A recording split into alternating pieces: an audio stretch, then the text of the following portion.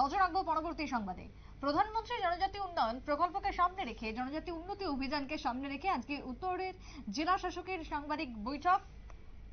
সোমবার দুপুর 12টায় জেলা শাসকের কনফারেন্স হলে বৈঠকের আয়োজন, যেখানে উপস্থিত ছিলেন জেলা শাসক তথা সমাহর্তা দেবপ্রিয় বর্ধন। এবং আজকের এই বৈঠককে কেন্দ্র করে কি বক্তব্য উঠে এসেছে জেলা শাসকের, শুনুন। স্কিম যেটা ইউনিয়ন ক্যাবিনেট করেছেন, তো এর মধ্যে সেই স্কিমটা হচ্ছে প্রধানমন্ত্রী জনজাতীয় উন্নত গ্রাম অভিযান। এই স্কিম ইমপ্লিমেন্ট করা হবে ভারতের বিভিন্ন রাজ্যে, বিভিন্ন প্রান্তে।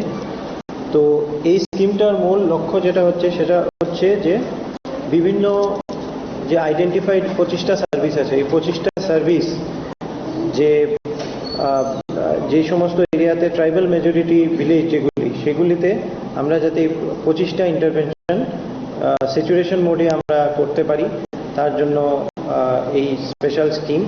তো এই স্কিমটা যে মূল লক্ষ্য হচ্ছে সেটা হচ্ছে বিভিন্ন ধরনের পরিকাঠামো গঠন ট্রাইবাল মেজরিটি ভিলেজগুলিতে, তারপর বিভিন্ন ধরনের অর্থনৈতিক বিকাশের জন্য বিভিন্ন ধরনের অ্যাক্টিভিটি ওখানে টেক আপ করা, তারপরে শিক্ষার বিকাশের জন্য এনেবলিং ইনফ্রাস্ট্রাকচার অবকাঠামো তৈরি করা, তারপর হচ্ছে যে স্বাস্থ্যকর জীবন বা আর মর্যাদাপূর্ণ বার্ধক্য, এই সমস্ত জিনিসের বিষয়েও বিভিন্ন ধরনের ফ্যাসিলিটি প্রদান করা।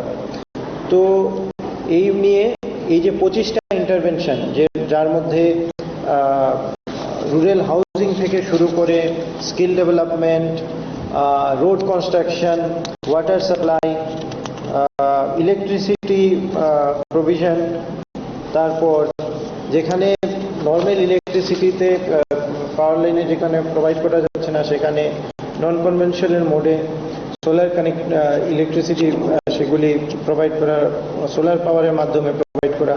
তারপর হেলথের ক্ষেত্রে মোবাইল মেডিকেল ইউনিট প্রোভাইড করা, যে সমস্ত জায়গাতে সিকেল সেল ডিজিজ যে সমস্ত জায়গাতে পাওয়া যায় সেই সমস্ত জায়গাতে স্পেশাল একটা সেন্টার করা, ওই সমস্ত জায়গাতে যাতে এটার সাথে সেটার জন্য বিভিন্ন ধরনের প্রিভেন্টিভ এবং সেটাকে কিউর করার জন্য সেগুলি যাতে করা সম্ভব হয়, ট্রিটমেন্টের জন্য ব্যবস্থা করা যায়। তারপর পোষণ অভিযানে আঙ্গনবাড়ি কেন্দ্রে স্থাপন করা, আমরা বলি পোষণ বাটিকা যেগুলি, তো সেই সমস্ত স্পেশাল পোষণ বাটিকা। আপনারা শুনলেন দেবপ্রিয় বর্ধনের বক্তব্য। কার্যত পক্ষে যে বৈঠক বা যে আলোচনা আজকে হয় তা হচ্ছে মূলত জনজাতিদের উন্নয়ন, এবং প্রধানমন্ত্রী নরেন্দ্র মোদীর যে লক্ষ্য রয়েছে সেই লক্ষ্যকে সামনে রেখে উন্নয়নের কাজকর্ম চলছে, জানিয়ে আজকে 25 দফা যে প্রকল্প রয়েছে সেই প্রকল্প নিয়ে আলোচনা হয় প্রশাসনিক পর্যায়ে। ছোট্ট একটা বিরতির পর ফিরে আসবো, সঙ্গে থাকুন।